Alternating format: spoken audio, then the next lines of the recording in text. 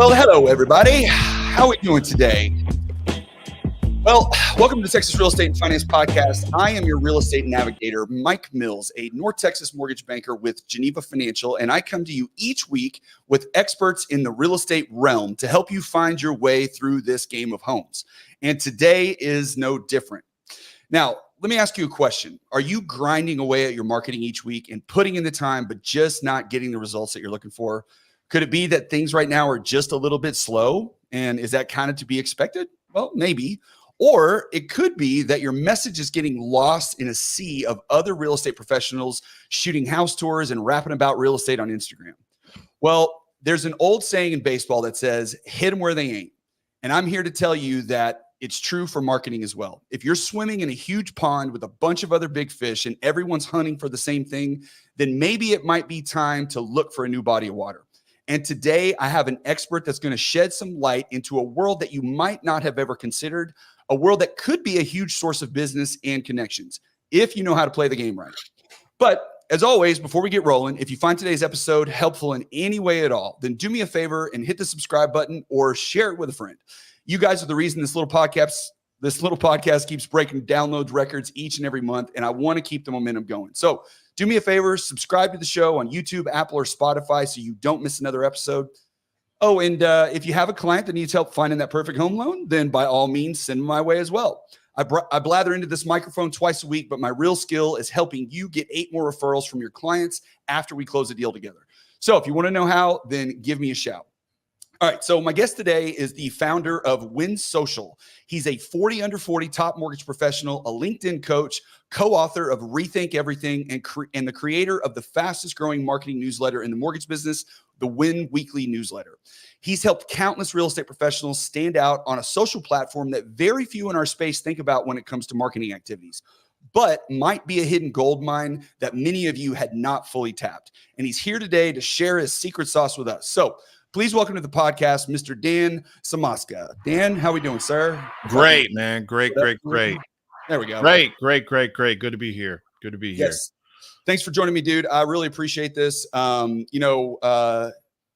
Nobody, I'm sure, knows this, but we know each other from a previous life. We go way back to the beginning.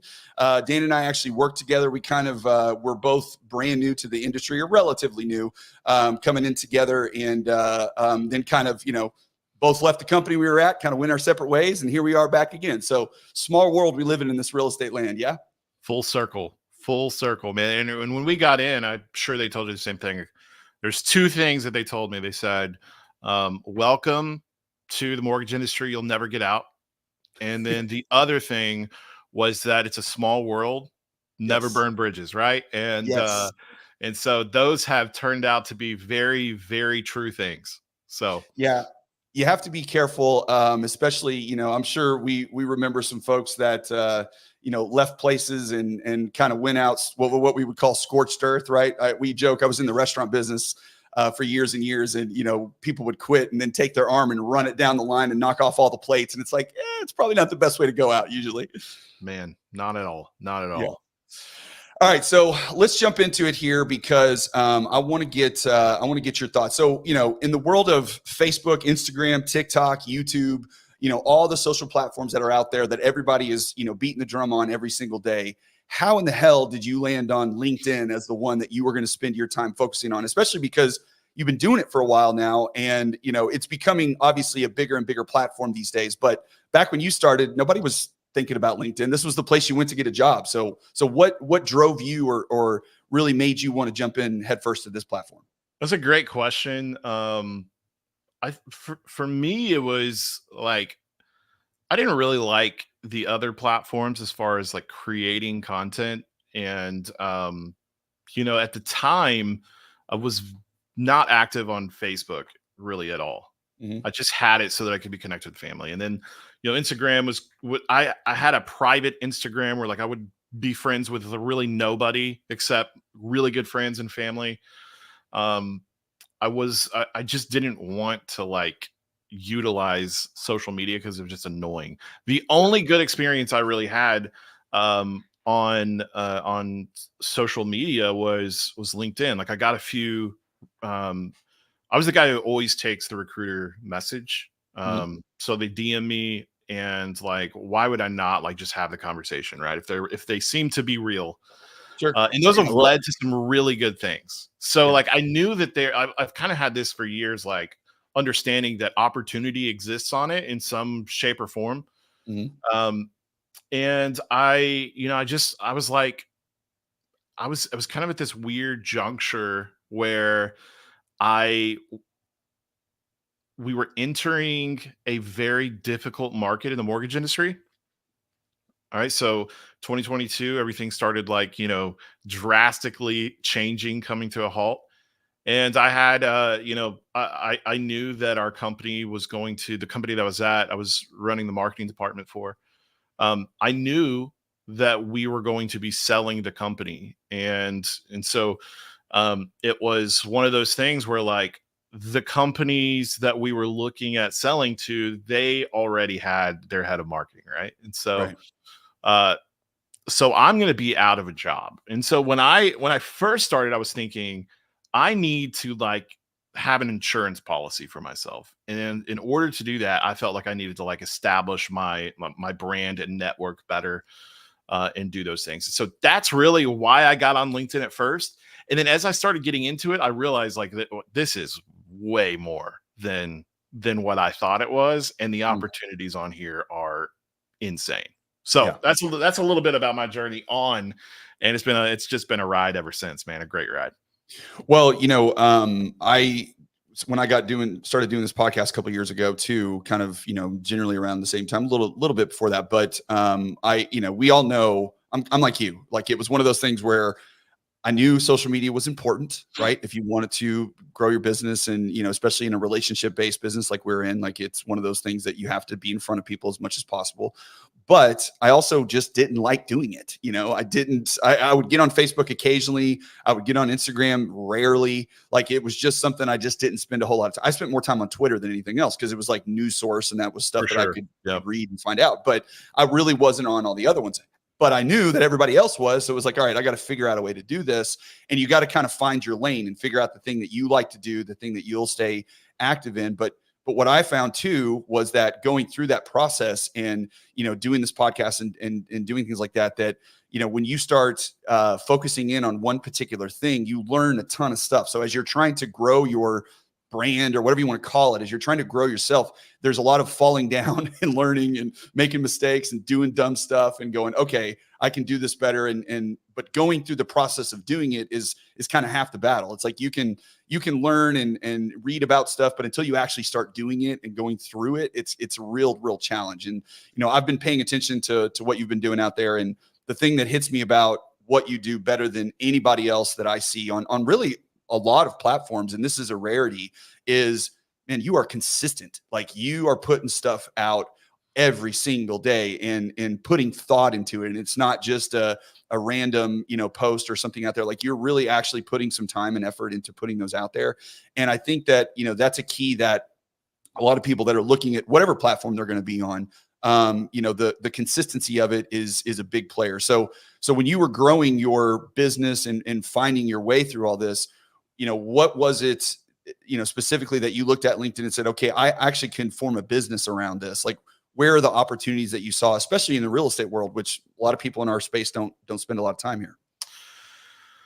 Man, I'll tell you, it's a lot easier to stay consistent when you start seeing the results, Mm-hmm. right? When you're first starting, it's the toughest part. Right. Just getting started, not knowing if the things that you're doing are going to lead to the outcome you want. Um, I would imagine that, what is this, episode 147 for you?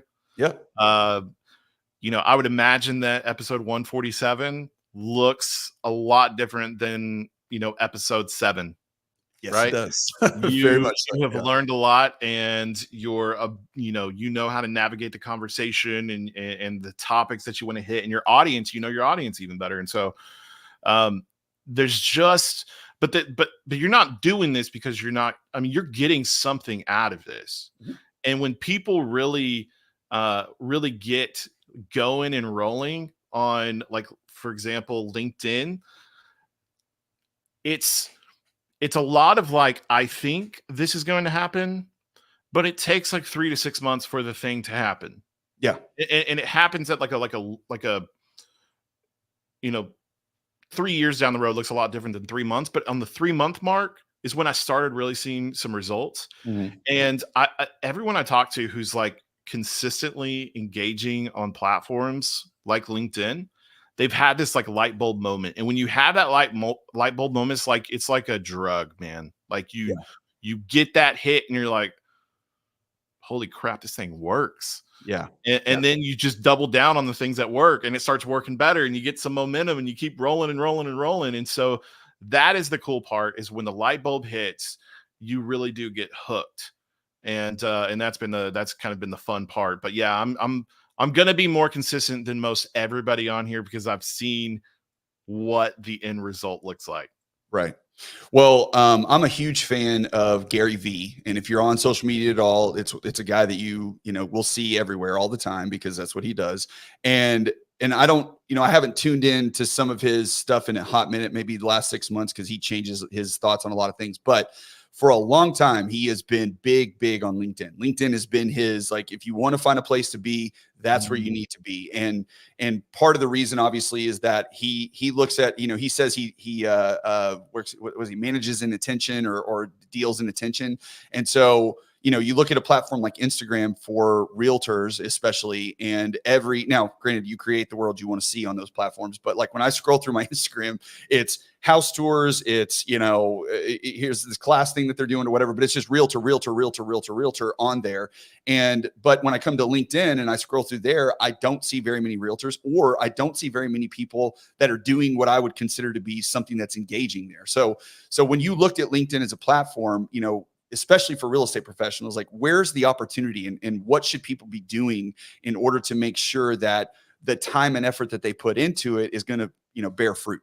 Yeah. This is like one of the most, I think, important uh conversation points, because when you look at the other platforms and you like Instagram, there's so much competition on these platforms like Facebook and Instagram and TikTok. And you can carve out an audience there for sure, but there's also this element of like, there are so many people creating content in the real estate space that you being able to kind of break through is much more difficult than LinkedIn.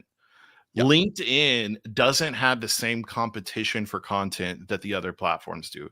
And as a result, you can go in there and you can make a splash pretty quickly. Mm-hmm. So it's a competition thing, right? It's like you can go and like have stiff competition, or you could come to a platform and carve out a name for yourself pretty dang quick. Um and and I love competition, but if I have the choice of going to a platform that I can start winning on much quicker, Mm-hmm. and build a name and a brand for myself, compared to a platform that would take a lot longer and might not even work, I'm gonna choose option one all day long. Yeah. Well, and speak a little bit to the fact that, when you look at the people that are on LinkedIn, right? The actual users of the Mhm. platform, it's dramatically different than what you would get on a TikTok or an Instagram or even a Facebook to some extent. So why is it that for real estate professionals, when you're looking to actually want to, do business, why is it that LinkedIn actually gives you an advantage, when you look at the audience? Like, people are ready to talk business on LinkedIn. Like, that's the difference, right? Facebook, you know, it's it's more about like seeing what everybody's up to. Uh, Yep. People come to LinkedIn with like primes for business, Mhm. learning, networking. And so, I tell people, like, if typically you're going to be trying to find somebody in your local market. All right, you can find audiences. You can search filter within LinkedIn, or if you're into Sales Navigator, you can go Sales Navigator. But you can find people in certain industries, geographic locations, and really like hone in on kind of where your target market is and maybe who that target market is.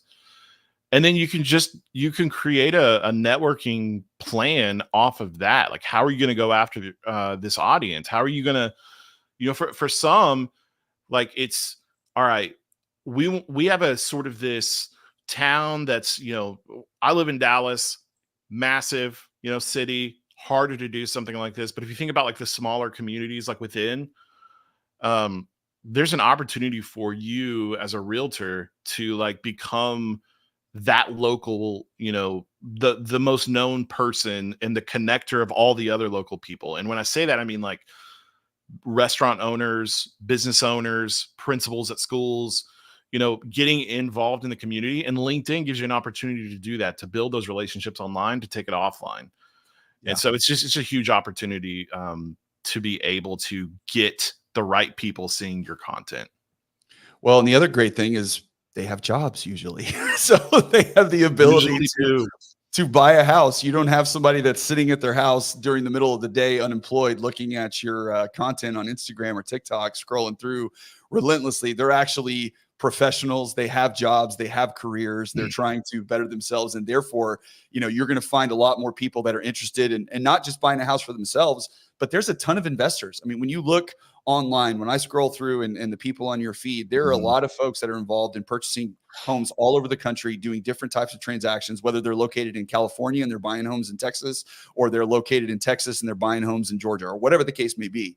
It is a great place to run into folks that are looking to, expand their portfolio. And so, that's not something that you're going to typically find, at least in a great concentration on some of these other platforms. It's kind of hit or miss. You may get some of those, but you're also going to get, like I said, the guy living in his basement at 45 years old that is still with his parents. You know what I mean? So it's the eyeballs tend to hold a little more value, right? They do. Like, I mean, if you have a target, like of any kind, right? And one of the rules, like in marketing and sales, is like, if you're speaking to everyone, you're speaking to no one, right? So instead of like this catch-all mindset, like, do you have like a niche? And it doesn't have to be like this really, really detailed niche, but like, are you working with investors? Like, do you want to work with investors? All right, if you do, the content that you're going to create for an investor is completely different than a first-time home buyer, right? And so first-time home buyers are not going to really be familiar with the process of buying a home, what goes into it, how much money, etc. An investor typically has done a lot of real estate deals. And so the conversation points are just completely different. So if you're like, I want to start, tapping into the investor business that is there. I want to go find it. I want to source it. And then I want to bring like leads in for that.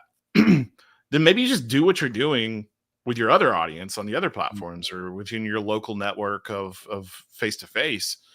But then you take LinkedIn and you're like, I'm going to really focus on these people. Then you can nail it down to, all right, I want investors. I can kind of do this all over the country, because investors are not just specific to the region. Like you said, California, trying to get, investment properties in Texas. And so then you just kind of develop a strategy based upon that audience. And LinkedIn is just like built to help you scale that. Yeah. Well, and it also has the great thing about LinkedIn again too, is that it has built-in tools like you've mentioned a couple times, LinkedIn Navigator, which if you go to Facebook, I mean, you can run Facebook ads and you can do, they have similar things, but you can actually drill down to people that you're trying to connect with on a regular basis to reach out to with LinkedIn Navigator. And it's really relatively inexpensive. And it seems like at least that, if let's say you're a realtor in Texas, right? And you want to deal with people coming in from out of state or investors. Well, there's a big referral community within the real estate world. So if a California client or California realtor has a client that's looking to buy investment properties in Texas, they can't do that themselves because they don't have to fly here and get licensed here. So they need to find someone to refer that business to and create a relationship with here locally. And a lot of the agents that I know that have had incredible success, and they do it in a different way. Like there's a couple Remax agents I know that go to all the conventions every year. Like that's their main thing because they network with other agents across the country. And therefore, when they have a client moving that direction, they send them business and vice versa. And so if you can tap these relationships on LinkedIn and actually have a good connection with somebody out of state, other realtors, then that's a great source for referral business when people are moving here. So if you're an agent, right? If somebody came to you as a realtor and said, okay, I want to really start getting after on LinkedIn, what would your strategy be to start with about what to post, when to post, what type of content? And I actually saw recently, and this is the first time, I'm maybe behind the curve on it, but I saw some version of Reels on my LinkedIn feed now where you can, it's just videos. Like they used to be embedded in the post, but now there's actually like a real feed, just like you would get on Facebook or anything else. So what are you seeing, or how would you start posting stuff? Yeah, that's LinkedIn is rolling out some new video features like as we speak. And so I think everybody's going to start seeing more and more of that. They've been testing it out and working on it for a little bit now. There is like they have said that they're going to put a little more emphasis on video content, which is good for everybody to know, right? It's good because traditionally LinkedIn has been more of like a written content with, a picture or something like that. Those tend to do well, but videos making a play here. So then the question, like you said, is like, what do I do? What's my starting point? How do I create content? What content do I create? The thing I tell people at the very beginning, like you have to, step one is like, you have to know who you're talking to. So that has to be like the foundation, Right. right? So, um, are you trying to reach real estate investors? Are you trying to help first time home buyers? Are you like, what does that ideal client look like for you? Because again, everything you do and every piece of content that you create is going to kind of come from that, right? Mhm. And maybe it's not a niche in that like it's a certain type of borrower. Maybe the niche or the focus is like people living in a certain area Right. or Texas, investors trying to get investment properties in Texas. So there's ways to do it, but like I posted about this yesterday, I think on LinkedIn. Like if you're unsure who that target audience is, just jump on ChatGPT or whatever AI platform you're into, and just ask ChatGPT to kind of go through this scenario with you. Like, I'm a real estate agent in this area. I want to create like a social selling LinkedIn strategy, but I'm not sure who I should target as my audience. Mhm. Um, can you help me, ask questions so that we can figure out who my ideal audience would be, and then ask it something like, ask me one question at a time, because if you don't, there's going to be like 1,000 questions and you're going to be lost. But go in Yeah. there, do that, and then you can kind of like figure out and say, is this who I think it would be? And then you kind of have an idea. So you start with that foundation, and then with LinkedIn has a lot of sales opportunity that the other platforms really just don't have, like baked in, like we already said. And one of the main features is the profile page that you have. So that profile page, like if you look at it compared to most of the other platforms, Mhm. minus Facebook. Facebook has a pretty good one that, but it's much more like detailed than the others. Yeah. There's a lot more you can do with it. About sections, where you've been, where you've worked. There's something called a featured section a lot of people don't know about, but it's a great call to action opportunity. Your banner image, your headline, all of these things are just really great opportunities. And so what I tell people is you got to kind of switch your thought process. Um, we're not just like consuming content on social. Like if you are in sales and you want to win business with it, you got to switch your mind to like this social selling kind of mindset. Mhm. And it's that platform, or the profile page is like this really, really important piece. So I say take like the traditional thought process of thinking that it's an online resume, Mhm. get that out of your mind, Right. and turn it into a sales page. Not a like you know a soft sales page, not like Sure. a like an aggressive annoying page, but you want to do a couple things. You want to say who you help, how you help them, and then you want to lend to like give some credibility, right? Because if they don't Mhm. know you, they want to know that you know what you're doing. And so for me, it's like, um, I help the mortgage and real estate industry win business with LinkedIn. Um, so that's who I help. That's how I help them. And then I give a couple of pieces of like credibility, like 40 under 40 top mortgage professional, co-author of the Rethink Everything book, etc. And so once you got that done, the Mhm. foundation kind of built, then you can go out and really start engaging, like commenting, liking, your ideal customers' content, and then creating content yourself. Mhm. And not to like spend all the time talking here on this point, but like the stage of content then becomes, I'm not going to tell you what to do. I'm going to, give you stories and share experiences that I've had. Mhm. I'm going to give you a glimpse into like me as a person. So things Mhm. that I do outside of, being a realtor. Yep. And then I'm just going to like try to solve the problems of my main customer. Right. Value as much as possible. Stop trying to sell every moment and really just get in there and try to say, the other person on the other's end of this like social profile is a human being, and everybody else I'm going to be, we forget that on social. Like, how do I just help this person out, and how do I Mhm. become the most valuable realtor they know? Yeah. Do it. Good things will come. Well, you said something there I want you to elaborate on a little bit too, because I think it's I think people understand it, but I still feel like it, in talking with folks that do this on the regular, that help people with these kind of things, I think it still gets glossed over some, and I don't think people understand the importance, and that's the engagement side of things. So when you and you do a great job with this, of course, and I found this in a random way, or I should say, I understood the value of it in a roundabout way that was by accident, because my wife is a realtor, and she is, she's a mom. She's got kids. So, we have kids. She's got kids. We got kids. So she's on Facebook constantly, just liking people's stuff, commenting on their trips. And, it's just the nature of her. Mm. She was born in South Louisiana. She's a, Southern whatever girl, manners, nice, sweet, and so that's just what they do. Like, oh, that's so beautiful. Like I've been swimming in the first day of school photographs and everything for the last, 2 days, because everybody around us is all, going to school. And so, but she has spent time prior to all this. She would always be on there liking and commenting and, just truly engaging, because that's just who she is.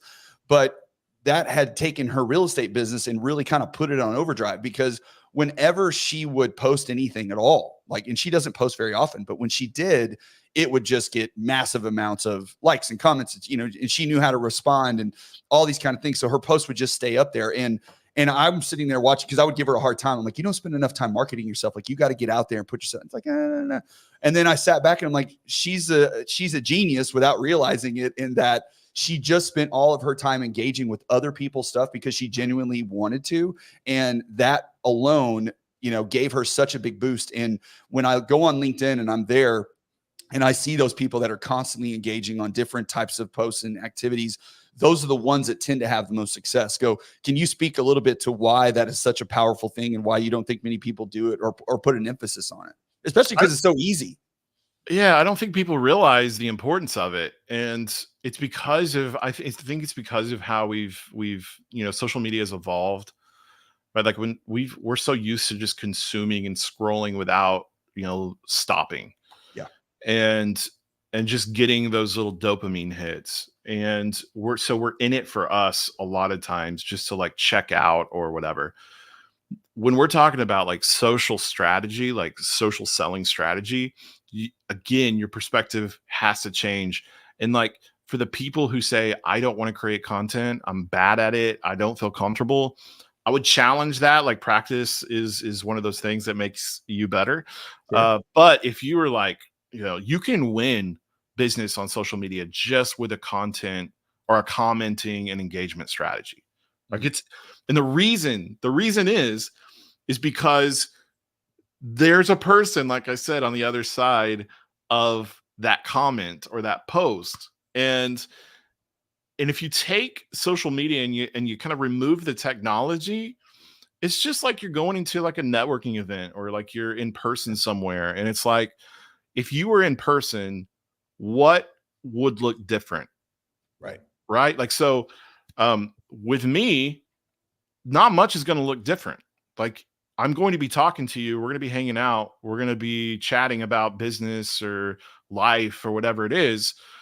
That's the equivalent of me getting into somebody's comments, right? Or Yep. sending them a DM. Like, we're having a conversation, and any one-sided conversation, people know, is just like not a fun thing to be a part of, right? And so if you're going and you're just posting and then, leaving for, a week and then jumping back on, or have automated posts with your company and expect business to somehow come through the door. That's just not how it works, because that's not how people work.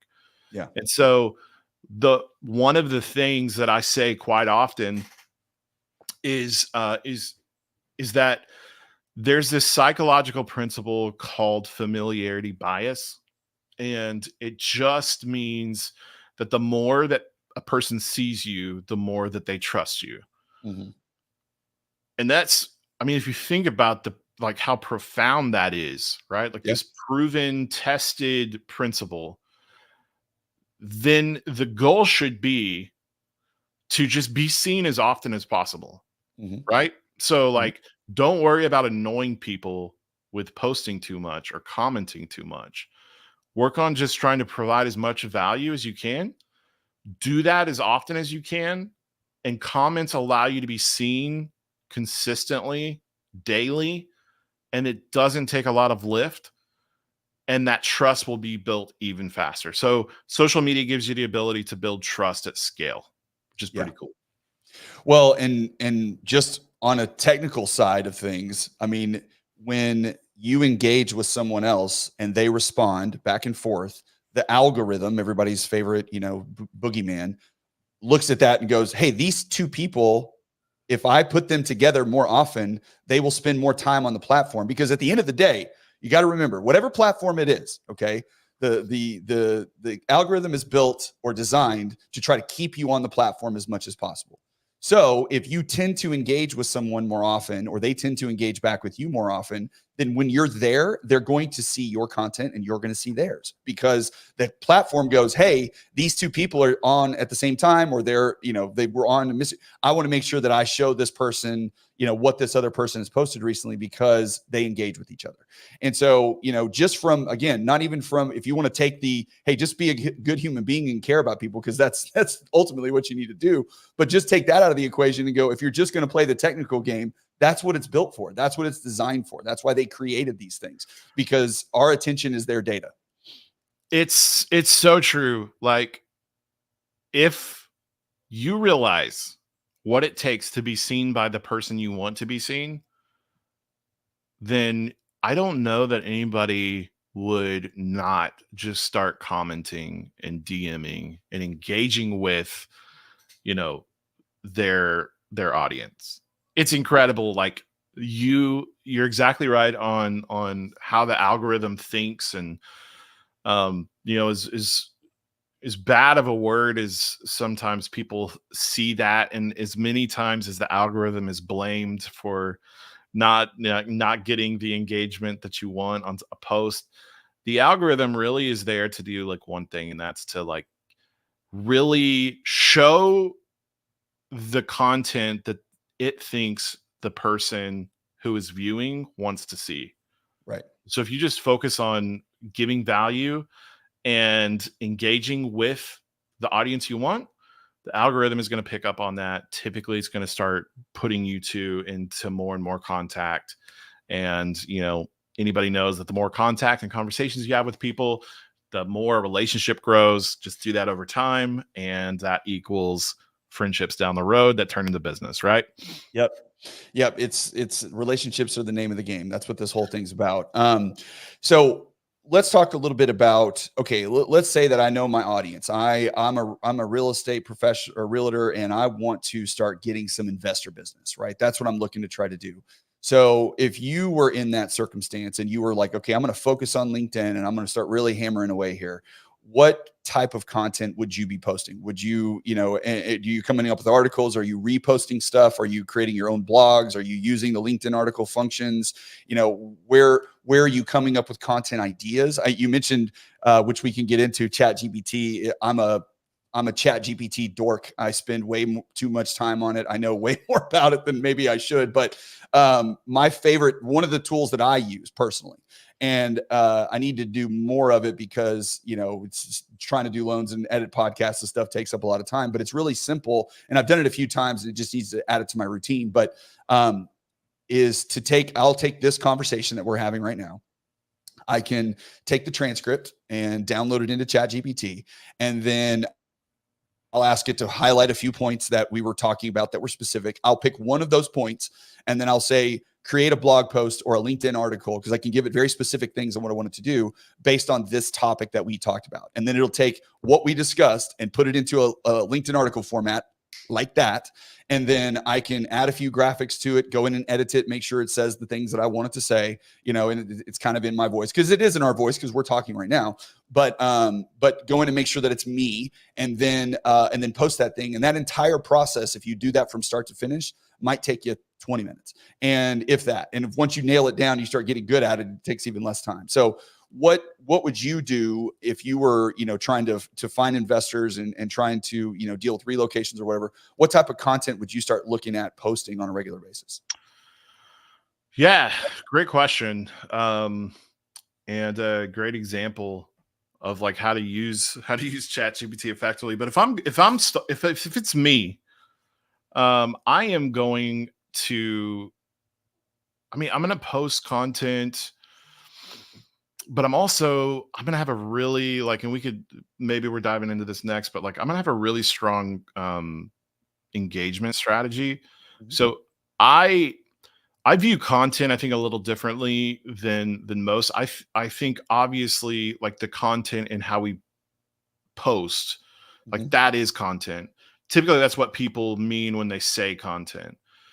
I take it a step further because I think that comments are also content, Okay. and you have an opportunity to share your thoughts, your perspective, your view, and your ability, like your knowledge, like you get to show that Mhm. off a little bit in the comment section.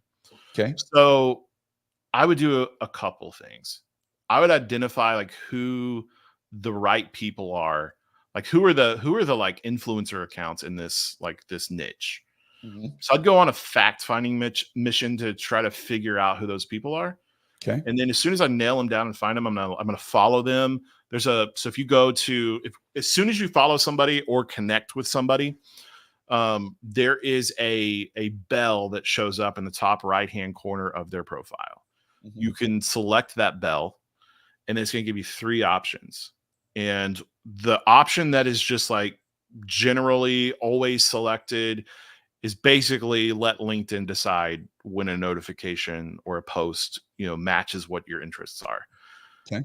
So if this isn't but again, we want to like know this account, and we want to know who's following it and engaging with it, right? So I'm going to take this bell, and I'm going to do all notifications, right? So like, anytime they post, I want to know about it. So it will actually then turn into a notification that shows up, and when they've posted, you can go and engage with their content.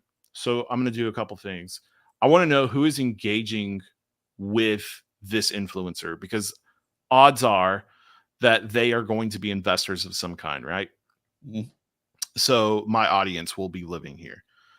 As this kind of like expands and I get to know these main accounts even more, um, my content strategy at first is to see what content of theirs is working really, really well. And then once I have that information, that knowledge, I can start creating similar content. I'm not stealing it, I'm not copying it, but I'm just kind of going on the same topics. Sure. The other thing though is like when they post, if you go in there and add your thoughts, not just like, wow, great post, but like, you give your Start thinking insight about. on what's important for the Yeah. investor to know and a little bit different angle, you're going to get followers from that. You're going to get engagement. You're going to get seen. You're going to become associated with that thought leader. And Yeah. so, again, the same thing is true over time.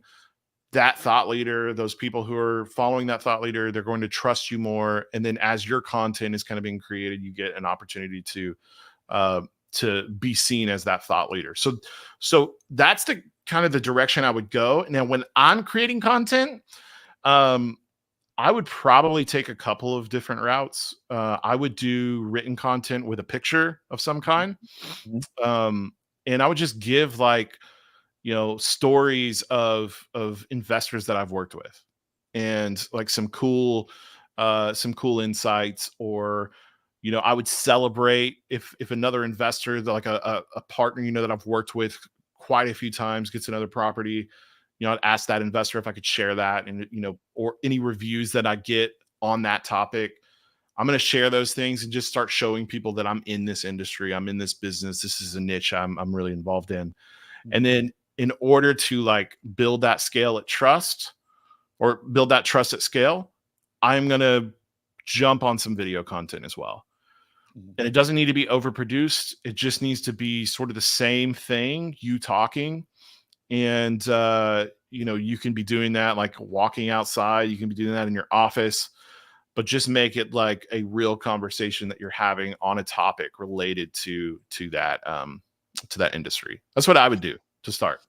Do you think when it comes to video specifically, do you think that people get too wrapped up in creating the perfect video, and that, really they just need to, our good buddy, push the red button? Like, is that really what needs to happen? Because, it seems like even with me personally, when I talk to agents about this stuff all the time, because we do this and this is what we speak about, but, that's always the feedback. It's like, well, I really want to say this, but I had to re-record it 6 times and da da da da. And I'm like, you're a human, and you're gonna flub things, and you're gonna mess up, and it's not gonna be perfect.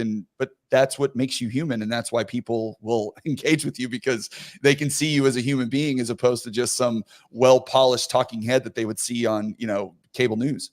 Yeah. We all want to come across as looking beautiful and speaking clearly at every instant. Um, I will just tell you what a lot of these platforms are moving to. They're moving to really focusing on the just natural video that would come from your phone instead of the overproduced video content. So they're giving a little bit more boost to those these days, you think? They're giving a lot more. They're focusing on those a lot more. And what that also does is it kind of levels the playing field, right? So it's more about like, what is the content, not what is, because you put makeup right on on a pig, or I'll say that, so I'll be nice, right? Careful. And you put makeup on a pig and make the pig look beautiful, right? Right. That idea, like, the content might not be great, but you throw in some awesome music and you throw in some like really high quality editing, and then make, and like that might get more views. But what they want is like really good content that helps somebody, right? And so, Right. so if you're doing that, your video is probably going to be successful, like creating content that's helpful. So I would say, do what you want, try it out. I'm big on like experimenting, right? Like, so just so everybody knows, I do that all the time. I will do things intentionally that I think will bomb, like do terrible. And a lot of times they do. And then, like, so I'll just test things. And captions are cool. It helps with like people who can't hear, like, to be able to read, and it looks cool too. But you don't have Well, to it do helps too, because when you say people can't hear, but a lot of times if you're scrolling through your phone, at least 100%. those of us that are considerate individuals, and there's a Yep. lot of people that aren't, including my Right. wife, is when you're scrolling through your phone, you're not playing the sound at full blast. You're Right. probably just got it on low. So if you can watch a video and read what they're saying, it's Yeah. incredibly helpful. It really is. So, you know, I think that we as people who are not comfortable being on camera, Mhm. which is a lot of people in our industry, um, we make a lot of excuses on why not to do something. And Yeah. so I think instead of making the excuses, make the content. Right. And that will, when you start doing and testing yourself and seeing what works and what doesn't, just get over like what you think you look like. Good things happen. I tell people all the time, like, just, okay, you're nervous, you're scared to do something, you're scared to put it out there, you don't like the way you look. Great, those feelings are valid, right? But just get Everybody over feels it. that way. There's very few people. Well, there's a few, but not as many people out there. Like, I look good every day. Like, who doesn't want to see Right. me? Right. Exactly. I hate the way I look on video, in most pictures, but I'm gonna do it anyways, right? Right. Gonna do it. And if social media, winning business on social media, is built for the people who do, Yeah. right? People who take action. If you don't take action, you won't have success. If you do take action, you do it over a period of time. The formula works every time. It's like 1 + 1 = 2. It's Yeah. always 2. And if you do the right things over a period of time, that timeline is different for every person. But if you do those things, you will see success on social media. You said something a minute ago, which I also triggered in my head, which I think is something I've kind of experimented with a few times. But it's just like anything else, you get onto something and then, you do it a little bit and then you move on to something else. And, it's how nature of all of us. But the idea of narratives, because, when you look at people that post stuff online and the realtor that comes on and says, hey, first-time home buyers, make sure that your credit score matches this. And, these are the 3 things that you want to pay attention to. Okay, great. That's helpful. Thank you. But the other person comes on and says, I want to tell you something that just happened to me yesterday. I was working with a client, really good friend of mine. We've been looking for a house forever, and they went out and bought a car. And they didn't realize and it's my fault because I didn't tell them, or what, however the story goes, that message, the way that they, convey it versus here's the 3 steps to this, or there's lots of ways to do it, but it seems like, that narratives are incredibly important when it comes to getting a message across, because so I'm a conspiracy dork, in weird things that I just find fascinating. And there's a YouTube channel, my favorite YouTube channel. It's called Y-Files, the Y-Files. Check it out. It talks about, Bigfoot, UFOs, whatever. But the way the guy does it is he starts the video out and he tells you the story as if it's true.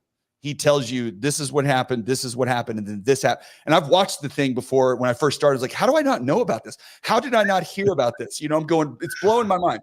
And then he goes through the whole narrative and he gets to the end and then he's like, okay, so how much of that story is bullshit and how much is real? Well, here's what I found. This is not true because of the, and so he kind of breaks it down and, debunks some of it and tells you how some things are true, but it's so captivating and it's so incredible because like I will sit there and watch a 45-minute video about something I don't really even care that much about, but because he tells the story so well and it draws me in for that 20 minutes, like I can't turn it off. And I think that, we get so bogged down in trying to give, education's a big important thing, especially financial education. But if you can take that message and you can put a story around it, I think it's so much more impactful. Are you seeing that, with your clients and what you guys are doing?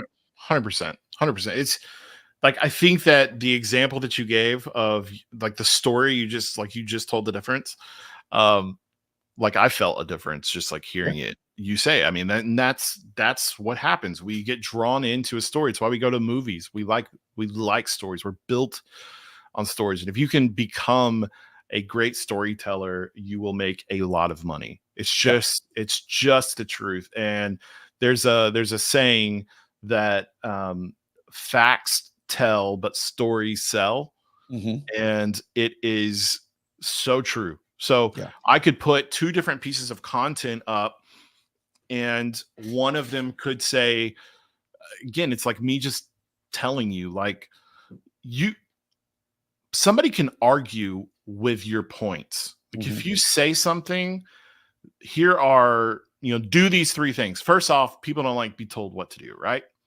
And then they could say, I don't know if that's true. I don't think that actually works. But if you say, here is a story of something that worked for me, here are the 3 things that I did that turned into, however much dollar in business, then you can't argue with it. Right. It's like, it's your story. You experienced it. And I'm going to listen because you said that you did some steps and it actually worked. So there's just like, it softens right out the gate. It just softens things when people know you're telling a story. It's kind of like the once upon a time. As soon as somebody says that, that a story is coming, and you kind of like, you're listening a little bit better. Yeah. Tell stories. It makes a difference. Absolutely.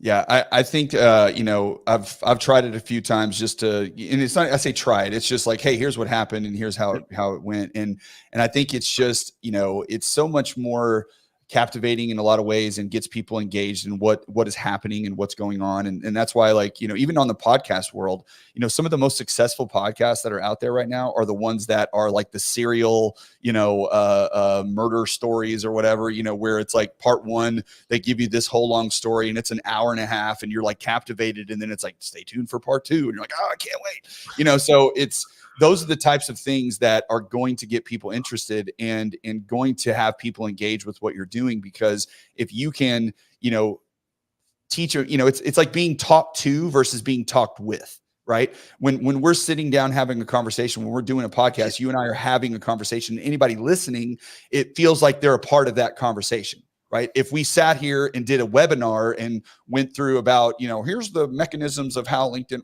and we did all that, that's a lot less interesting than two human beings talking to each other. And this is how I see it. And this is how I see it. And that to me, even drives the point home further that it's such an impactful thing when you can let somebody feel like they're a part of the conversation versus you're just standing in front of them in a seminar telling them how to, market their business. Absolutely. Man, like, just go out there. Just go out, just do what you do in person. Yeah, exactly. I mean, like, what do we do? Like, when we get together, it's so easy to tell stories, and that's all we do. We don't like, you and I are drinking a beer at a bar. We're not like talking about like, hey, Mike, dude, I know you're a lender. Do these 3 things and you're going to get more business. I mean, I would be like, man, Mike, I don't know what you're doing right now, but I heard about this other guy or this other loan officer. Man, he went and did this thing and it was crazy. He told me like all of these, leads came flowing in. I was like, have you ever tried that? Like, and so just stop thinking of social media as like this weird world. It's a weird world because there's weird people on there. But when you kind of craft your audience and it's the people you want to do business with, man, just go out there and treat them like people and just be yourself like you normally would in person. It will transform everything that you're doing. It will add a lot more business to your pipeline.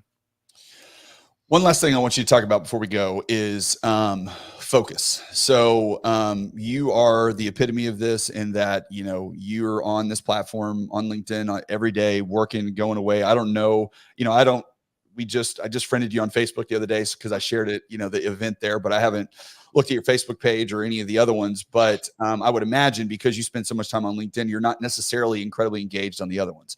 So how important when it comes to, especially from looking at it from a business point of view, how important is it in your mind to pick a platform, in this case, hopefully LinkedIn, but pick a platform and just go all in on that one platform instead of trying to do a little bit of something on every single one?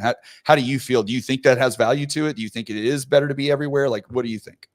I don't know, it's a lot of commitment, to be on a platform and try to get the most out of it.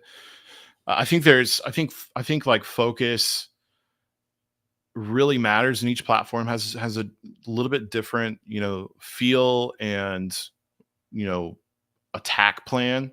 Mm-hmm.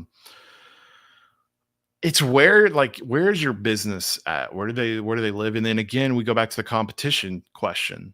Like, am I, for the amount of work that I'm going to put into something, is there a platform that I can get more bang for my buck and really see the fruits of? Luckily for me, I was jumping in to LinkedIn before Gary Vee started really pushing it by chance, right?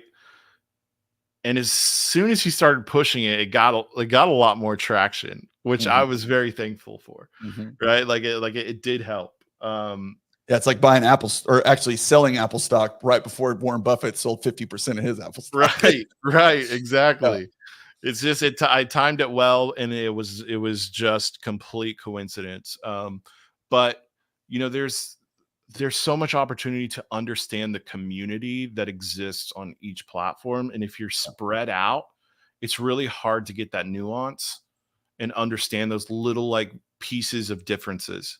And so my LinkedIn, I feel, like I have really honed in and figured that platform out. And it's where I get a lot of engagement, and it's where I've made sort of a brand and a name for myself. If I were to take the next step, I would look at one platform next, and then I would do a similar thing with that platform. I would still do my LinkedIn stuff, but instead of going and spreading it out over multiple platforms, I would really just try to figure out how that platform functions, how it works, and then get really good at that one, and then maybe move to the next one. It's just a lot of work, man. It's a lot of work to keep up, and so just do what's most comfortable to you, and that you're most likely to keep going. If video content is tough for you, then I mean, Don't do it. Instagram and TikTok is going to be really, really challenging, right? Yeah. So get out there and find something that you can stick to, and then just learn it really, really well. And one of the cool things is that once you learn something really, really well, people want to know how to do it for themselves, and so you open up a whole nother opportunity for you to be able to be of value to people within your industry or outside of it.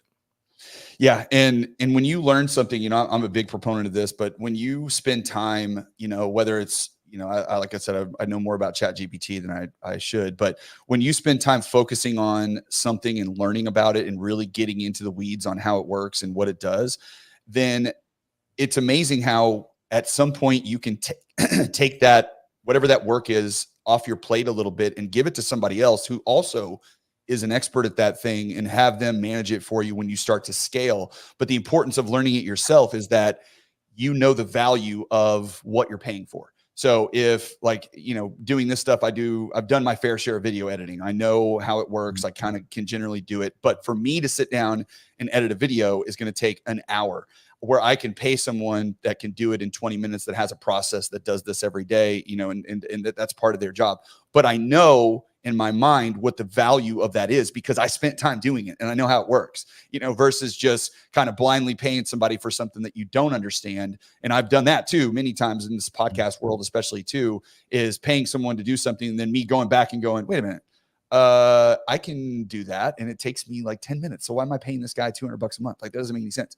So learning these things and getting into the weeds a little bit, it doesn't mean you perpetually have to do it yourself. It just means if you understand it and you know how it works, then when you're ready to pass that thing on to an employee, or you're ready to pass it on to, an outside contractor that's going to do that work for you, so you can focus on your business or whatever it is that you're doing, you're going to understand the value of that service so much more.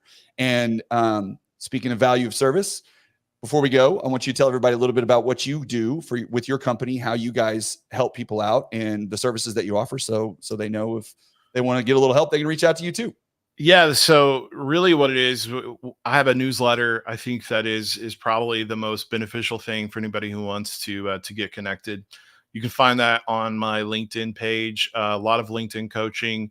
And so my biggest thing is to provide value to the mortgage and real estate industries, and to try to help you win business with social. So the coaching and all of that stuff that we do, group coaching and things like that, it's all built to help you increase revenue. And so if you guys want free conversations on how to do that, my newsletter is a great resource. And if you want to go a little bit deeper, feel free to DM me or send me an email. So yeah. And Dan's great, by the way. He's a great resource. I've reached out to him a couple times with some stuff that I'm doing, and was like, "Hey, call me." And we chatted, and he's like, "Try this, try this, try this." And, that was it. And, and it's great. So I highly recommend, especially if you think that, this platform, that LinkedIn could be an avenue for you, that you want to start going down that road, reach out. You don't have to reinvent the wheel. Call somebody, talk to them, create relationships, find out more, because, whatever it is that you want to focus on, if once you decide upon that, then you got to start doing your research and getting out there and finding these things. And like I said, Dan's a fantastic resource. So I certainly recommend that you reach out to him. So Dan, thank you so much. I appreciate your time, man. We moved this up a little bit earlier today. So, thanks for being flexible with me, but, anybody that needs any help, reach out to him. You can find him on LinkedIn. All his contact information is on his profile page. Like he practices what he preaches. So, go check it out and learn all you can, because it's a great platform, and there's a lot of opportunity here because a lot of real estate professionals are not tapping into it. So, Hit them where they ain't, as they say. All right, Dan. Thanks, buddy. Appreciate it. Thanks for everybody that stuck around. We'll see you back next week.